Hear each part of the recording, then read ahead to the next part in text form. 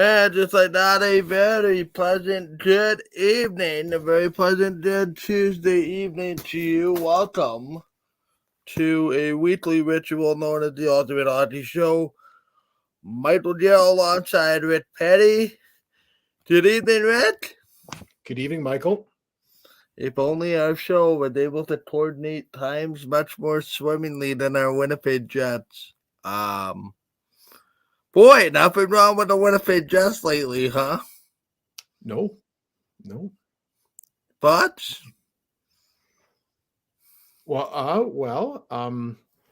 Yeah, I said they would go 2-0-1, but if you recall, I did say they should win all three games, and you said, "Oh, they can't win. No, they always play so poorly against." I said, "I know, but these are not good teams. They're struggling, and the way they're playing now, they should be able to win these three games." So I was going to go out on a limb and go 3-0, and I went 2-0-1 because I said, "Okay, they'll lose one in overtime," and then they went out and they won three. So, listen, I don't know if you it's so interesting. Actually, I'll just give a couple of comments. It's so interesting to because I mean, I still work full time, as you know. My father's retired, so he likes to follow sports, and even though he never played hockey, he really enjoys the game of hockey. And and so he likes to watch the sports channels from Toronto talk about the NHL, or he likes to even listen online to the online radio programs out of the Great Smoke. And so it's so interesting because they're going on about William Nylander and his contract extension. They're talking about the Leafs still need good goaltending. What are they going to do? And they're talking on and on and on. And then there's this little thing just thrown in. It's like a 3-hour show. And then 3 minutes at the end of the 3 hours. And hey, how about those Winnipeg Jets? They're in first place in the league. Like, it just kind of gets thrown in as sort of like an afterthought. Like, the Leafs are the Leafs are doing okay, but they're not in first place in the league. They're not even first place in their own division. And they go on and on about how great the Leafs, and then they say, "Oh yeah, the Jets are in the first place in the NHL." So that and then it seems like, how does this affect the Leafs, right? Yeah, exactly. It's whatever everyone's happening. How's that going to affect the Leafs? Exactly. But what was really interesting was I watched a little blurb on this would have been a show hosted by Ryan Rashad. Yeah. Mike Johnson was on it, and then there was one other. Was it Gino Reda, or was it? No, it was Pierre LeBrun. Yeah, it's the online version of Matt's Hockey. Yeah, but it was very good. And they're talking a whole bunch of things, and they're very casual in it because they don't have to dress up, right? They're not wearing suits. They're just very casual. Pierre LeBrun was wearing a Quebec Nordiques t-shirt or hoodie, which was kind of cool, like the old ones. But anyway, they were talking about how Winnipeg is just flying under the radar. Like, even Las Vegas, all the odds for who's the ones to win the Stanley Cup. You got a team in first place, and they're not even in the top 10 or 15 teams with odds to win the Stanley Cup and even change. So it's kind of funny. So that's good. You let the Jets fly under the radar. Everybody cannot take them seriously. But Mike Johnson said they are doing something special because they are playing a system, a defensive system, and it really doesn't matter if they're up by 2 goals or they're down by 2 goals, or if they're tied 0-0 late in the game or at the beginning of the game. They play the same way. They just play this really smart way. And if you can play that way, plus on top of that, have a goalie like Hellebuck to save you here and there when he needs to, and then you get, scoring, like enough scoring 3 goals or more. They were just actually blown away. And I still am too. When you think about it, they have not let more than 3 goals in. I think they're cruising in now on 31, 32 games. And I think the league record is 35, which was set by Minnesota back about 9 or 10 years ago. I think they did 35. So if the Jets play another, like, I think by the end of this homestand, if they go through and they allow for the 4 games less than 3 goals in each game, they'll have set a new record in the NHL. So it's just bizarre. But I wanted to say this. I don't know if you read this. I will throw this back at you and then see what you think to this. After the game against Arizona, they were interviewing the coach there. You probably know his name because you know all these names just off the top of your head. I don't know him that well. I know what he looks like. I just don't know his name. I think he's new to the NHL because I don't remember him being a player or being a coach somewhere else before. But they asked him about his team. How did you guys do on Saturday? Was it Saturday? Yeah, no, Sunday evening. And he said, we didn't play well. I didn't like our resiliency when we had some issues and when things turned on us, we were not resilient. He said, but I want to say something. The Winnipeg Jets are a good hockey team. And then he stopped himself and he said, no, the Winnipeg Jets are a very good hockey team. And then he went in and he rattled off. Now he's a coach, right? So he's a coach from another team. He doesn't have to say anything. He could say, yeah, they played well, but we didn't play our game. A lot of coaches- and it's interesting, but just to pick up on that, he's not the first coach to say that in the last few weeks. John Cooper was very complimentary of the Jets when he was in Winnipeg as well. So right. But what's interesting is that a guy like, let's say, for example, John Tortorella, and we could talk a little bit more about him later. But anyway, he would just always focus on his team, right? So he says, I don't care what the other team did. I don't care. If they lose, his team loses, it's right away. The other team's not good. The other team didn't play well. Our team didn't play well enough. So in John Tortorella's mind, if his team is not winning, it's because his own team has a problem, not because the other team is better. That's just how he looks at it, which is fine. I mean, that's how a coach should be, right? But this coach from Arizona said, and it's not an exact quote, but it was what's his name? Andre Tournier. Tournier, is it? Yeah, it's a French Tournier, right? He coached the Canadian junior team 2 years ago. Okay, that's where I recognize him. I knew I recognized him for something. But anyway, he said the Jets play very structured. They play very disciplined. He said they have great goaltending, but what he said, which was really interesting, is that he said they play very smart, defensive, stingy hockey. They don't let you have a lot, he said, especially on 5-on-5. They don't let you have a lot. And when they do, you better capitalize because you're not going to get 100 chances off that chance because they're going to swallow it up, or so is the goaltender, and then the play is over. And then he said, which is really interesting because I thought about this after, and it's true. They play very confidently with the puck.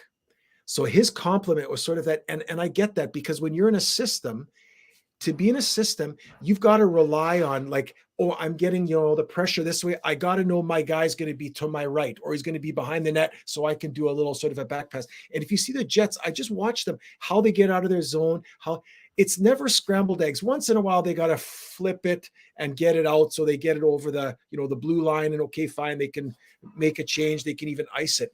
But most times they support each other. Coming up the ice, there's never a guy on his own. They're always there helping each other get out of the zone and get into the offensive zone. And I just thought, for a coach to notice that and to say that and to compliment the Jets, he's saying that I wish my team played like that because my team is not playing like that. And I just keep coming back to the line. And the line is, but Paul Maurice used to say, when the Jets would get manhandled from time to time, and he only used this 2 or 3 times in his tenure, it's an honor to be on the ice with them. That's sort of the next line that's going to come from a lot of those coaches, but along the same sort of symmetry of what's been going on. Just a quick sort of thought off of sort of this respect that Winnipeg is getting around the league, but not necessarily in those sort of media markets outside of this town.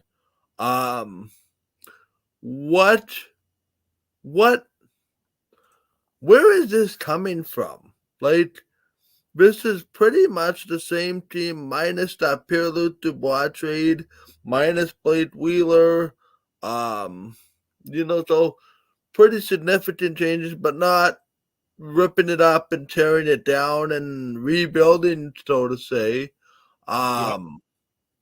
where is this coming from? Is this just a group of guys that are sick and tired of the narrative and plan to do something about it? Or is this a group not happy with the way last year ended and have maybe taken it personal a little bit? Yeah, maybe. I mean, I can't get in their head. I don't know exactly why. I just think they've bought in. I think they realize that they can win with this system if they play well, and they have the guys that are able to play it. Like they got guys that can skate.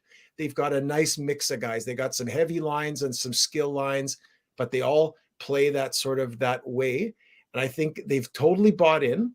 And if you buy in and everybody competes that way, not 17 out of 20 guys, not 3 out of 20 guys or 12, but 20 out of 20, all 20 play and are committed to playing that way.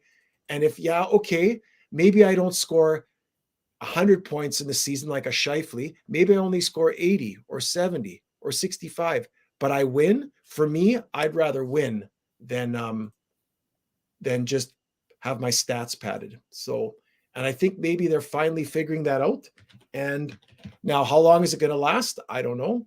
If they get some injuries, yeah, that could change everything.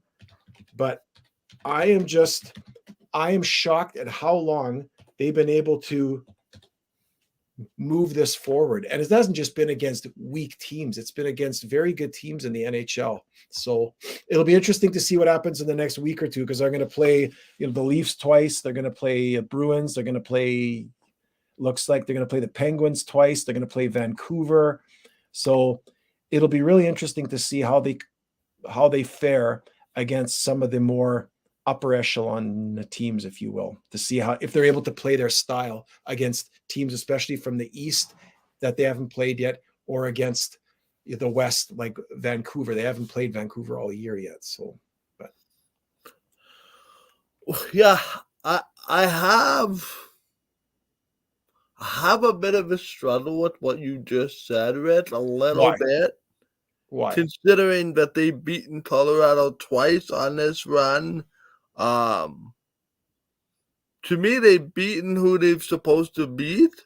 And then some. Do we worry about I understand that people are worried about, what happened last year. This is around the time where, things started to come undone for the Jets. And, yeah, that is true. Revisionist history of even the year before last year. It seems to be a common occurrence. Winnipeg stumbles in the second half, finds a way to get into the playoffs by doing just enough at the end. Tell me this is different. Tell me that I shouldn't have this fear of the wheels coming off to the extent of last year. I know that might seem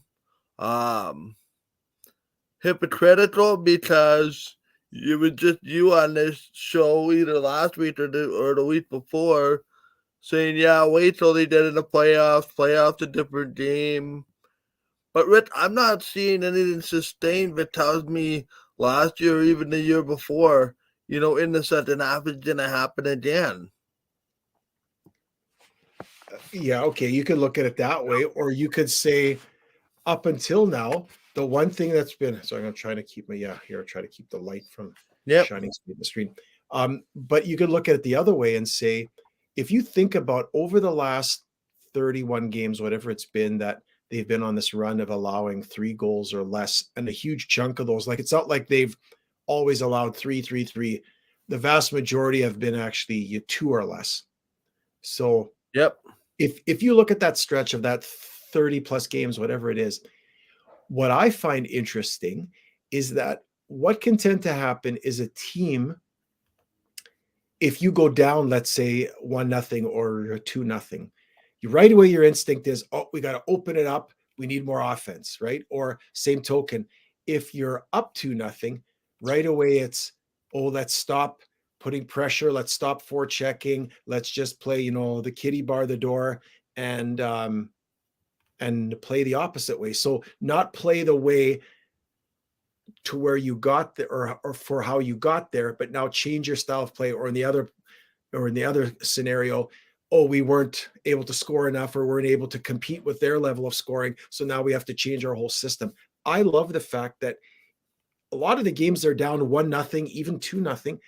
They don't change their style. It's sort of interesting. Like if you watch how they play, they don't just let loose and let a whole bunch of chances come back the other way because they're trying to pinch and then they get caught on 3-2s. The Leafs love to do that. The Leafs go down 3-0 or 2-0. It's like playing pond hockey at the community club on Sunday afternoon. It's just all hockey. Let's go. Nobody plays defense back and forth. That's how the Leafs play. The Jets don't play that way. They stay in their structure. They stay in that way.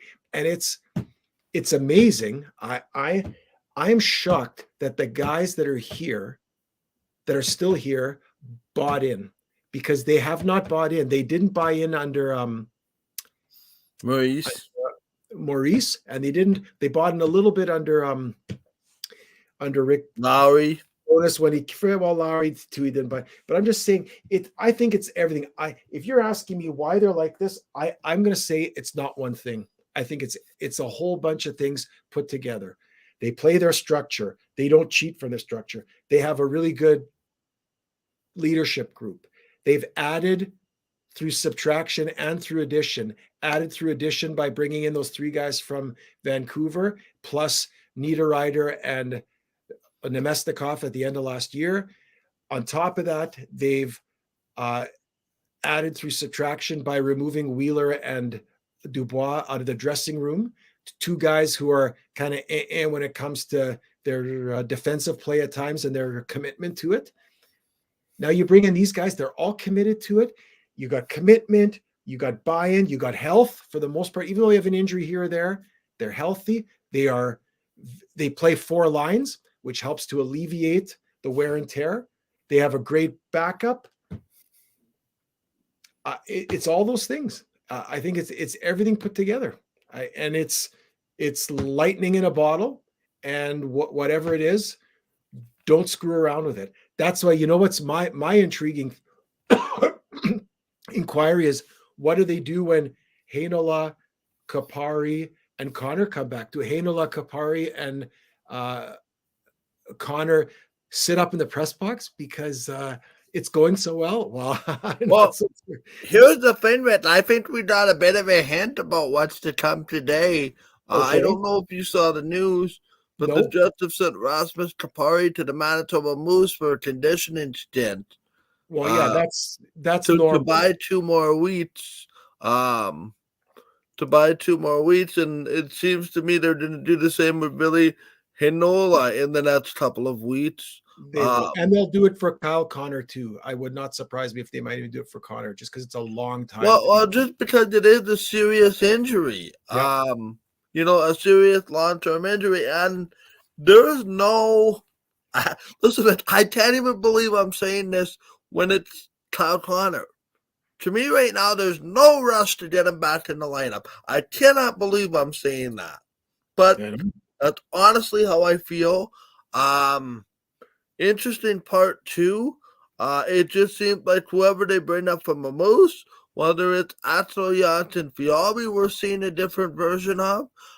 Dominic Toninato has been a Jet in past, incarnations and is not having near the success that he's having this time. Adam Lowry's having, a career year. The Jets 3-4 defensemen are playing like, Norris Trophy winning type of defending. Listen, Rich, I think it's time to seriously consider the Winnipeg Jets at least a candidate as a team for the Jennings Trophy, which goes to the team with the fewest goals allowed this year. But like for me, one of the biggest things, and I know I'm kind of hopping all over the place here, so my apologies. Laurent Brossoit, after those first 3 games, has been lights out since then. And to me, every bonus start that Laurent Brossoit gets over Connor Hellebuyck is good news for the Winnipeg Jets come the playoffs. And listen, I think people have to be concerned about in past years, 60, 62, 63 games for Hellebuck, Yeah. 18 of the last 20 in the back half to get in. He's playing a lot of hockey, Rick, but it's not overly stressful. 10 bell saves, 5 of them a night to keep a 2-1 lead. Like, this is falling behind in the last 4 games, 1-0, finding a way to win all of them. The last 3 of them on the road without the last change. Completely running Arizona out of the rink on Sunday night. And the scary part is I didn't know what if they just have another level to get to, depending on what and when and where they decide to go with things in the playoffs. And now we're hearing some interesting reports again that the Ottawa Senators are interested in moving Jacob Chychrun, and that the Winnipeg Jets are at the front of the line after having discussions with Arizona last year, which went nowhere. Yeah. Because the reported asking price started at record majority, which the Jets said is a big no-no, for obvious reasons. Send him But Heinola. sorry, Send him Heinola. Heinola and Stanley. You could do a combo deal. that wouldn't be enough for me. But that being said, I think if you add Jacob Chychrun to this Winnipeg Jets back end, and you add another forward, whether that's a second line second line center, I think this team could get even better. And now we're talking about depth pieces that are coming in and performing extremely well under this system. It's remarkable that you could get, I hate to say this, but you could get an average person in goal and they probably have relative success based on what they're giving up. But you get what I mean, right? You stick to the system, you see the rewards of the system, and you get the success that I'm waiting for it to all come to an end. Yeah. But Michael, I would agree with you. It's just getting better, not worse. No, I would agree with you. And you know what it tells me is that it really is a testament, because you wonder, like, for example, why do certain teams, like, okay, the Boston Bruins, they had the very best record in the NHL last year, and then they got knocked out by Florida on their way to the Stanley Cup final. And that was a really tough series for Boston. But the Bruins, what do they do? Like the Bruins, they got some good players. They had some good players last year, but they lost both Bergeron and who else retired? Not Pasternak. Who's the other guy that retired? Oh, David Krejci. Krejci.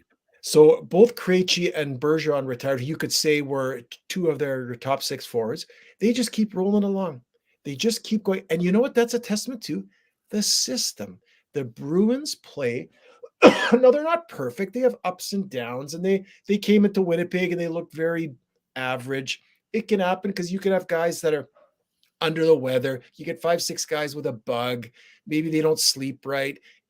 They're humans, right? They can have off days. I get off days at work just like you do, right? You got days where you're not 100% energetic or whatever. So it can happen. But in general, the Bruins, for them to play as well as they did last year, that consistently over 82 games, why?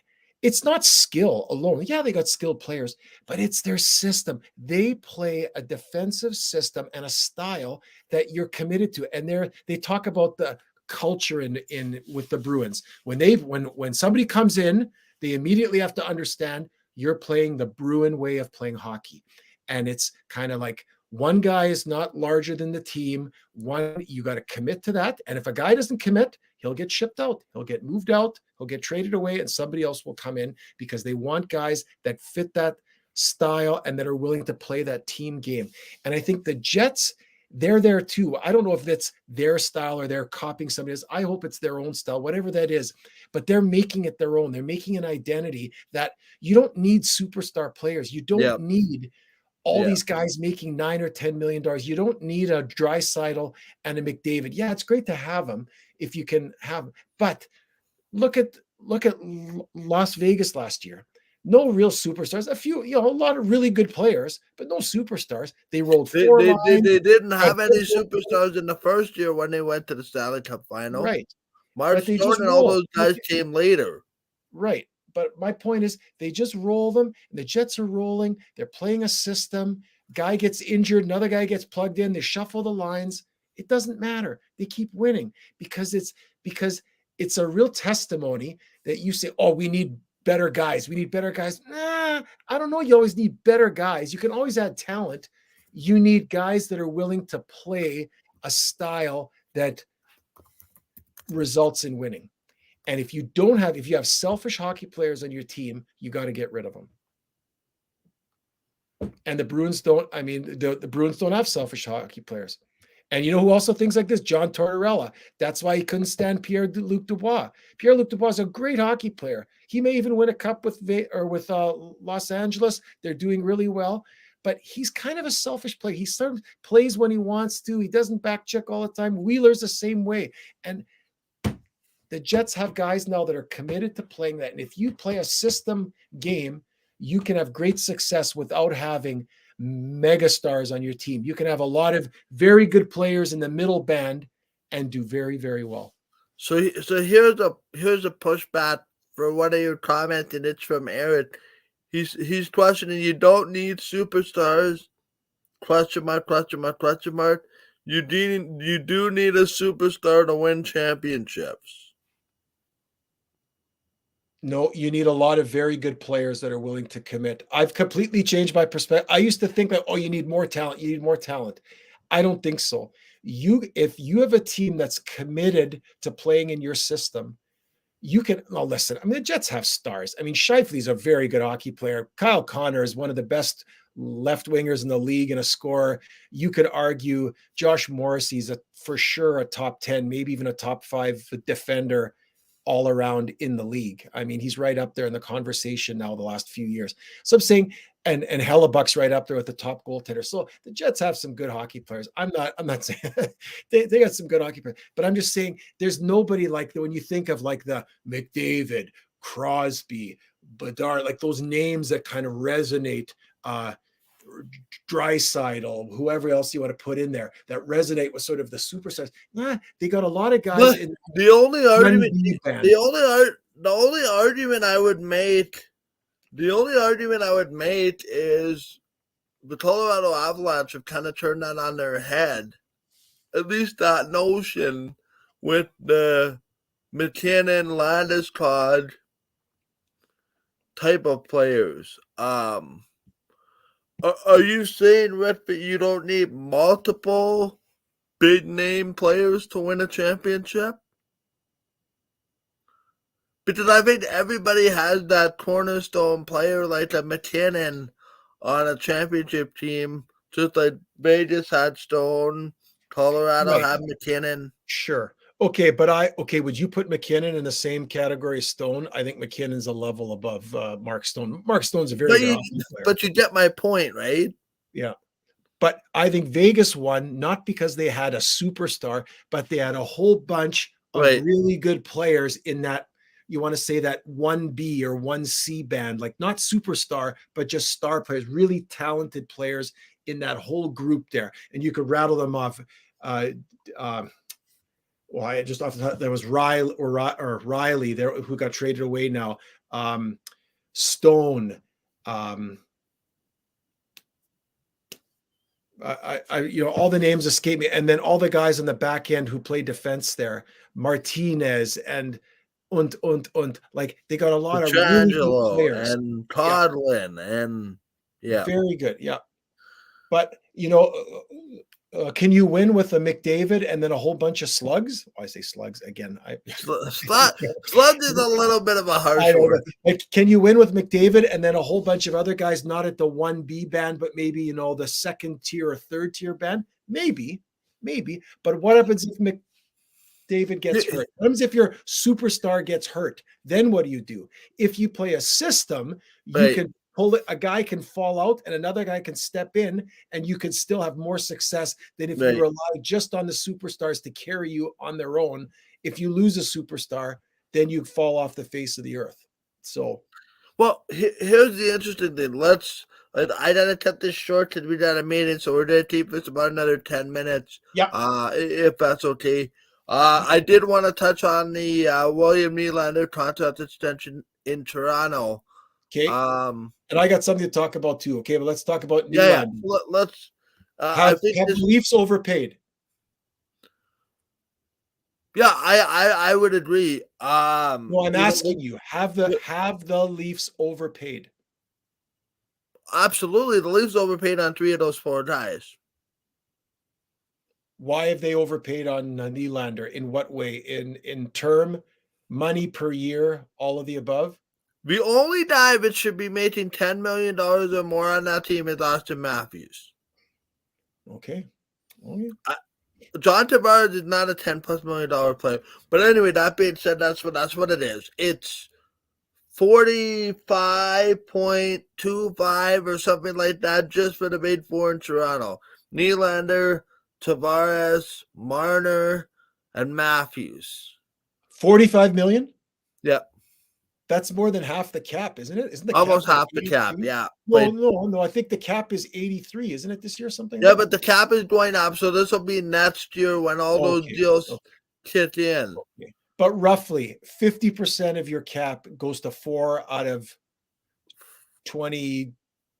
4 out of 20 dice, 21 dice, 19 dice. Well, no, it'll be more. It'll be because you have to count your black aces too. You have to count those guys. This to me, no disrespect to William Nylander. I think he's earned a big contract with the way he's playing this year. This is just a case of player making the team battle to keep them in the fold. Okay. To me, the Leafs are going to be in big trouble. Just look at what's happening in Northern Alberta. They got 2 $12 million players. Look what that's got them in the playoffs. And yes, I had a talk with a buddy of mine who says, yeah, but all of those Bertuzzi, Giordano, all those guys are coming off the books. My big question is, who are you going to replace them with? Like, this isn't the National Basketball Association where you can go into luxury tax and yeah. To me, this is just a new level of absurd. And to me, the Leafs have not. And I'll admit, I am wearing the Leaf sweater here. This is it. A Leaf sweater. There you have it. Yeah, I know. Big mistake because in the playoffs, they won't be able to defend. They won't be able to score goals. They won't be able to keep pucks out of the net. It was their kryptonite last year against Florida. They couldn't score. They couldn't get a save. Joseph Woll apparently is the future, but he's currently injured. So Martin Jones is currently 7-3 and did a play in his 11th game tonight. It's just absurd that 4 guys are making a quarter of the cap. Now, Morgan chimes in. I think Treliving had his hands tied with that deal. Dubas left him in a bad situation. He had to do it. My counter argument to that is you don't have to do anything. You can trade him. Yeah, but you trade him. See, but he's okay. So let me ask you this question. I don't know if you know it off the top of your head. Yep. How many more years does John Tavares have on his contract? One more year next year. Okay, because you could move him. Like for me, if I'm gonna do anything, like if I am the Brad Treliving, right, I am gonna, because I'm not gonna trade away the younger guys because Tavares is the older. I mean, he's in his early. He might even be his mid 30s. He's 33, I think 32, 33, 34. So he's at the end of his run. I personally, if I need salary cap space, I go to John Tavares now and I say I will trade you to a contender. with a year and change left on my on his contract, that he's more valuable now, and you don't miss anything. And where do you trade him? It's a good question. I think there's a lot of teams that are looking for a number 2 or even a number 1 center. You could actually trade him to Boston. They're always here's the counter argument. Brian says, who would take him? Well, I think there's lots of teams that could take him.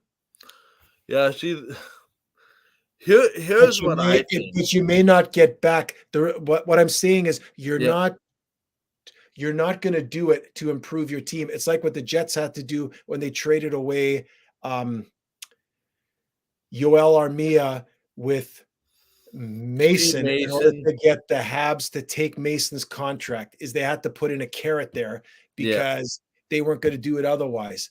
But you have to do it to free up cap space. And I think for the Leafs, if they got to free up cap space, who I'm looking at, well, you're not going to trade Marner, you're not going to trade Matthews, and you're not going to trade Nylander. So you're going to have to trade Tavares and find somebody who's willing to take him on. And then you may have to send along a prospect with him in order to make it sweet, or some sort of a draft pick. But to me personally, I don't think they lose anything putting John Tavares on the market. He's a great hockey player, but I'm just saying he's older. You can find other pieces to bring in. Again, those 3 guys, the other 3 guys, there's enough offense with them plus around them, to make you a team that can win in the playoffs. That's not the problem. Listen, I would argue too, based on what was expected of the Toronto Maple Leafs, they've underperformed this year. Well, relative to what they've spent and relative to the economy. Yeah, I would say so. I would say they've underachieved, but is that all on them? Like, is it the goaltending? Is it the defensive play? They've had really inconsistent net minding. Like, they still haven't found an answer. I don't know what the answer is going to be. No, and honestly, I don't believe Martin Jones is the long-term solution this year in the playoffs. I think this is a band-aid solution until Joseph Woll comes back. Even then, that's a lot of pressure to put on a young kid in the playoffs. Yeah. Morgan brings up something interesting. As a Leaf fan, do I think they're going to win the Cup this year? Personally, no. But anything is possible if the team gets hot at the right time and gets the right way.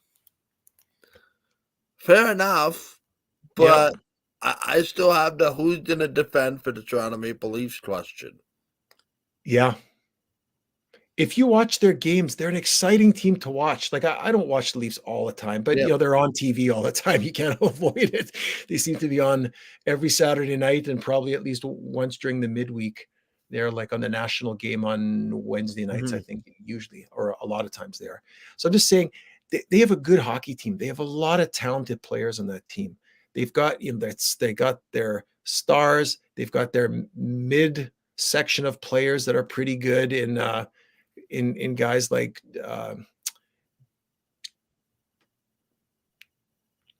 Domi. Sorry, I'm just Domi. And some of the other guys around him. So they have a good mix. Even their defensemen are pretty good. I know they've had some injuries and whatever, but it's again, I don't know that team. I think that team, it just seems like they always want to outscore their problems. Right. Whatever they're doing, it's like, we don't care if we get down 3 goals, we're going to score 10, or that's our plan in order to win. Well, how about a plan where you don't allow another team to score 3 goals in the first period on you? But I guess the Leafs that's just how they play. Like, and I don't know if that's the coach that says, hey, I want you guys to run. Like, we're going to outscore every team we play. Right. It's an interesting discussion. Yeah. Brian says Tavares did a first for Trevor Zegras. Apparently Anaheim's on with a fire sale after moving Jamie Drysdale yesterday. Yeah, well, that's what I want to talk about. For Cutter Gauthier. Right. That's what I want to talk about. Okay, make it quick. What is this thing? Really quick. Go ahead. Yeah. What is it with these kids? Like, the kid is 19 years old, 20 years old. He gets drafted by the Flyers. Okay, I know he's a Yeah. first rounder.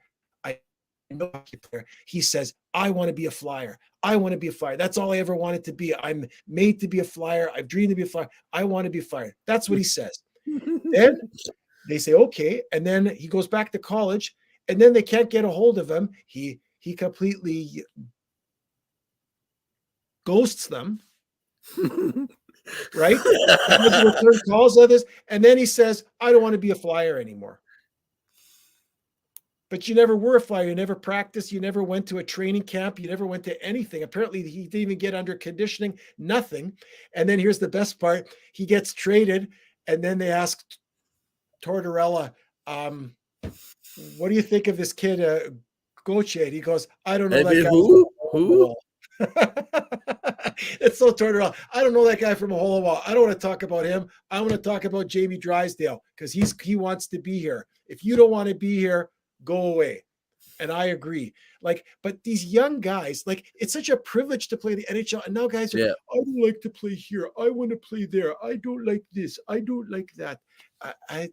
It's just, you know what? It's back 30 years ago, 40 years, when I was a young guy, you never heard a guy talk like that. If he got picked by whoever, he was so thrilled that somebody was willing to sign him and invest in him and make him a selection in the draft.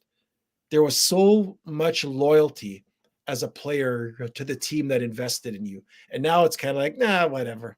I'll just go somewhere else. It started with Lindros, and that is true. Lindros was the first one to basically give the middle finger to another. But here's the problem, Ed. The difference is Lindros. I get it. He didn't want to speak French. Lindros told them straight up he didn't want to go there.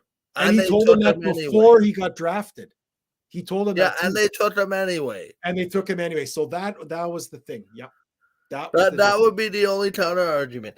To me, Philadelphia did well for a guy that didn't want to be there. They traded him when his value was high after shooting the lights out at the World Juniors. Good luck, Anaheim. He gave up a stud defenseman to get him. Some things don't make sense. Anyway, what is this week for the Winnipeg Jets real quickly as we wrap up in 3 minutes or less? Yep, they're home to Columbus, Chicago, Philadelphia, New York Islanders. I'm going to the Philadelphia game, my childhood team. I'm looking forward to that Saturday night, Hockey Night in Canada feature game. I get to see Tortorella. I'm going to sit really close to him, see the back of his head. He's only about like 5'7", 5'6". He's actually really small. He's like a garden gnome. He's really the tiny. best part was the Tortorella chant the last time I went to a game involving John Tortorella. Yeah. But anyway, the Jets, like those are all, again, they're playing at home.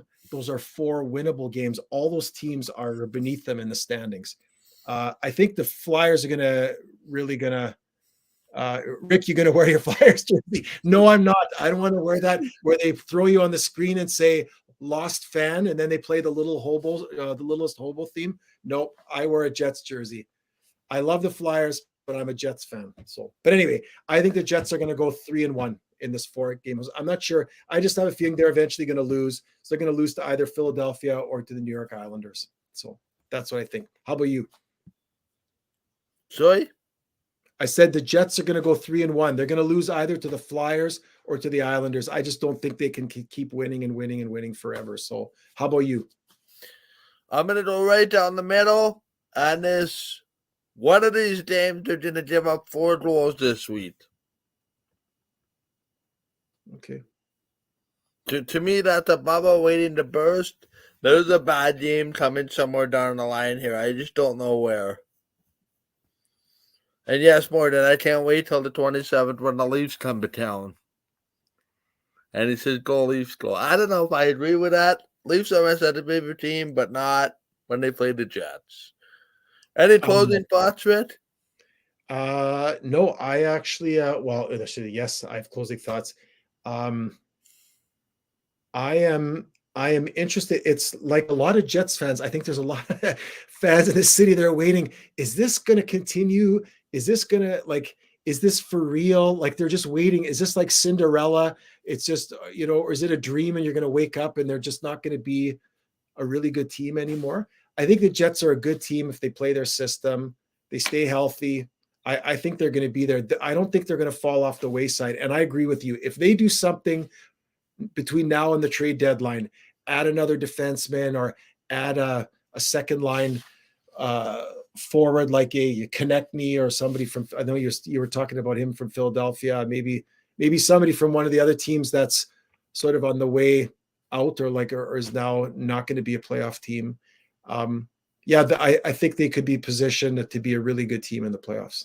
So, but in it to win it. I think so.